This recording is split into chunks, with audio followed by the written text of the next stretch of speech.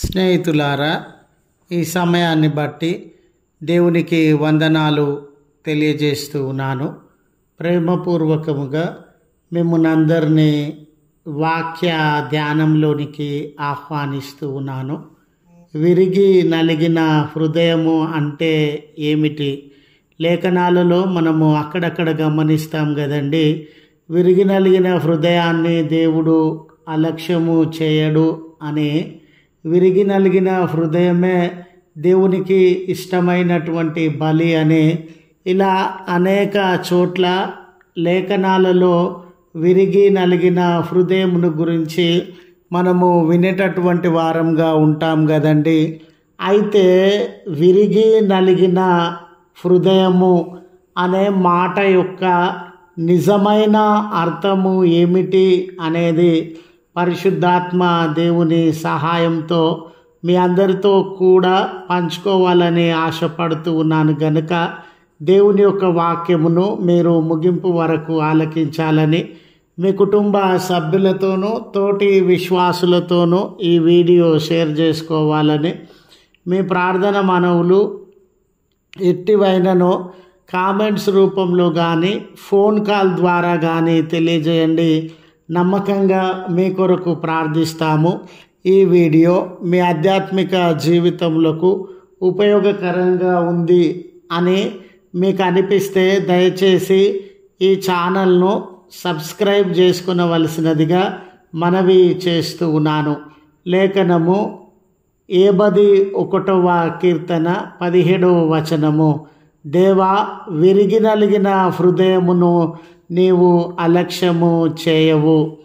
స్నేహితులారా, మనలో చాలామంది విశ్వాసులు దేవుణ్ణి ఆరాధించేటటువంటి ఆయా ఆరాధికులు దేవుణ్ణి ప్రసన్నం చేసుకోవడానికి లేక దేవుణ్ణి సంతోషపరచడానికి, దేవుని యొక్క దయా కనికరములు ఆశీర్వాదములు మన జీవితంలో అనుభవించడానికి దేవునికి ఎన్నో రకములైనటువంటి బహుమానములను బలులను అర్పించే విధానము ఆది నుండి మనమందరము అనుసరించుచూనే వచ్చుచూ ఉన్నాం.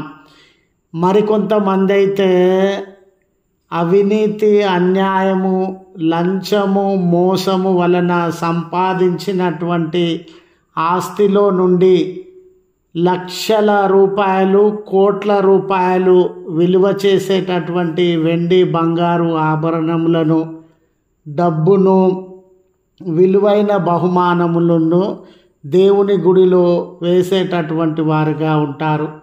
అయ్యో, నేను ఇది అవినీతి చేసి సంపాదించినాను కదా, ప్రజలందరి కడుపు కొట్టి సంపాదించినాను కదా, ప్రజలందరినీ మోసం చేసి, అవినీతి చేసి, లంచం చేసి తీసుకొని సంపాదించినాను కదా అనే స్పృహ లేకుండా ఆ డబ్బును దేవుని గుడిలో వేసి విలువైన బహుమానాలు దేవునికి అందించేటటువంటి వారుగా ఉంటారు.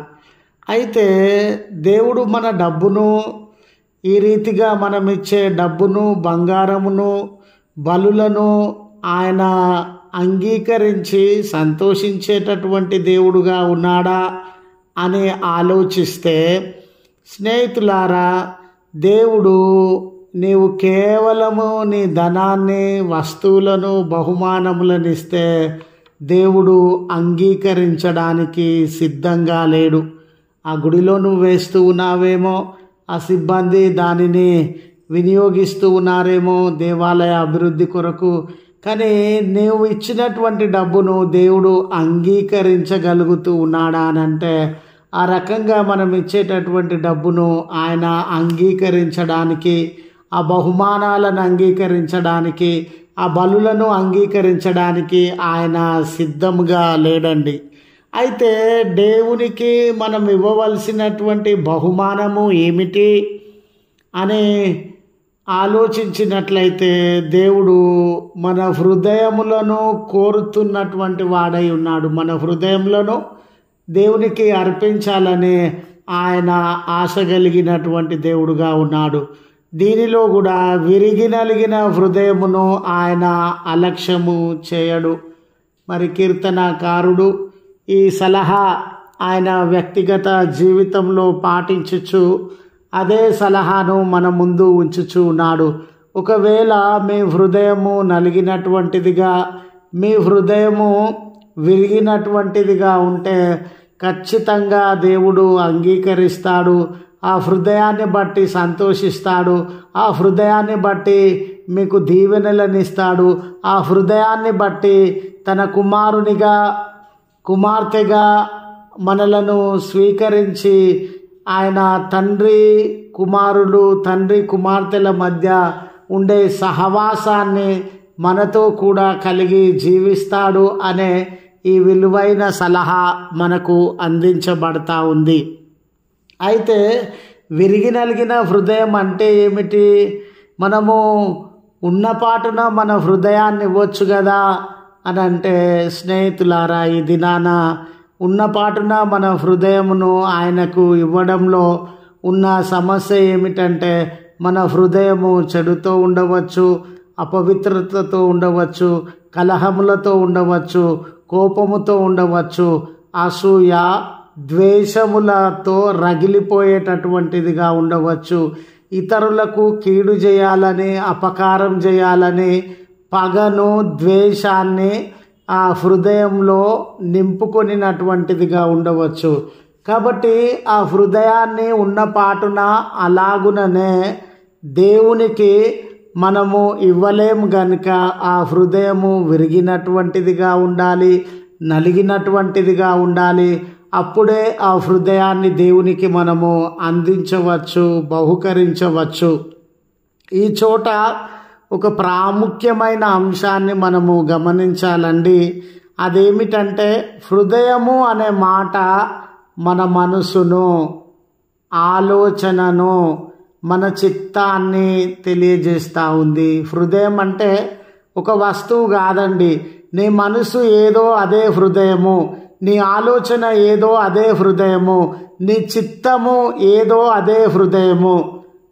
ఈ చోట మరి మన హృదయాన్ని దేవుడు ఎప్పుడు అంగీకరిస్తానంటున్నాడనంటే, మన ఆలోచన విరిగిపోవాలి, మన చిత్తము విరిగిపోవాలి. మన ఆలోచన, మన చిత్తము అవి పాపమై ఉండవచ్చు, దేశమై ఉండవచ్చు, దేవునికి ఇష్టం లేనటువంటివిగా ఉండవచ్చు. దేవునికి ఇష్టం లేని ఆలోచన మనలో విరిగిపోవాలండి. దేవునికి ఇష్టం లేనటువంటి నడవడిక, నిర్ణయాలు, తలంపులు, మాటలు, క్రియలు విరిగిపోవాలండి.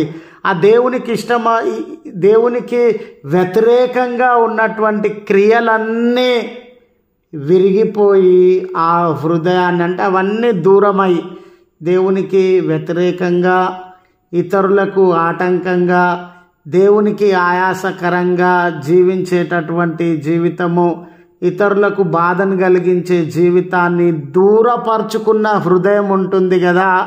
ఆ హృదయాన్ని దేవునికి మనము అందించినట్లయితే ఆయన సంతోషించేటటువంటి వాడుగా, మనలను దీవించేటటువంటి వాడుగా ఉన్నాడు అనే సత్యాన్ని గుర్తు చేస్తూ ఈ మాటలను ముగిస్తూ ఉన్నాను. ప్రార్థించుదము. కృపగల తండ్రి, ప్రేమగల మా రక్షక, మీ పరిశుద్ధ నామమునకు వందనాలయ్యా. విరిగిన మనసు కానివ్వండి, విరిగిన హృదయం కానివ్వండి, నలిగిన హృదయం కానివ్వండి, మీకు ఇష్టమైన బలులని మేము అర్థము చేసుకొని ఉన్నామయ్యా. మా హృదయంలో ఉన్న చెడును దూరపరచుకొని, మా హృదయంలో ఉన్న అవిధేయతను, మా హృదయంలో ఉన్న అసూయ, ద్వేషములను దూరపరచుకొని, వాటిని విరగగొట్టి, వాటన్నిటినీ మా నుండి దూరపరచుకొని, ఆ స్వచ్ఛమైన హృదయాన్ని, మీకు ఇవ్వగలిగిన మనసును, సిద్ధపాటును మా అందరికీ దయచేయమని బ్రతిమాలుకొనుచున్నాం. నిజమేనయ్యా, ఇన్ని రోజులు ఏదో బహుమానాల వలన మిమ్మల్ని సంతోషపరచుతాము అని భావించి ఉండవచ్చు. ఆ బహుమానాలన్నిటికంటే విరిగిన, నలిగిన హృదయమే మీకు ఇష్టమైనదని మేము గమనించగలుగుతూ ఉన్నాం. పాటించడానికి మీ మనస్సును మాకు అనుగ్రహించుమని బ్రతిమాలుకొనుచున్నాం. మమ్మను కనికరించండి. ఈ ప్రార్థనలో ఏకీభవించుచున్న కుటుంబములను, వ్యక్తులను మీ కృపలో జ్ఞాపకం చేసుకునండి. ఏ సమస్య, ఏ భారము, ఏ బంధకము, ఏ అనారోగ్యము, ఏ కొరత, ఏ చింత, ఏ వేదన, దుఃఖము వారిని బలహీనపరచుచు ఉన్నదో, వారికి అన్నిటికీ కారణమవుతూ ఉన్నదో వాటన్నిటినీ దూరపరిచి స్వస్థతను, ఆదరణను, మేలును, సంక్షేమమును వారి వారి జీవితాలలో అనుగ్రహించమని మేము బ్రతిమాలుకొనుచున్నాం. మా ప్రార్థనలను వినగలిగిన వాడవని, అయ్యా మా మొర్రను ఆలకించి జవాబును అనుగ్రహిస్తావని మీ మీద ఆధారపడుతూ ఉన్నామయ్యా. ప్రార్థన సహాయం అడిగిన బిడ్డలందరికీ మీ సహాయాన్ని అనుగ్రహించి వారి కార్యములను నెరవేర్చి బలపరచుమని బ్రతిమాలుకొనుచున్నాం. ఈ దినాన బర్త్డేలు కానివ్వండి, వెడ్డింగ్ యానివర్సరీస్ కానివ్వండి జరిగించుకొనుచు ఉన్న మీ బిడ్డల జీవితంలో అనేక మేళ్లను, ఆశీర్వాదములను అనుగ్రహించి బలపరచుమని, వారి ప్రార్థనలను విని జవాబును అనుగ్రహించుమని, ఈ దినపు దీవెనలతో నీ ప్రియబిడ్డలను అందరినీ దర్శించుమని క్రీస్తు పేరట వేడుకొనుచు ఉన్నాము తండ్రి. ఆమెన్. తండ్రి, కుమార, పరిశుద్ధాత్మ త్రియేక దేవుని దీవెన మనకు తోడై ఉండి మనలను కాపాడునుగాక. ఆమెన్.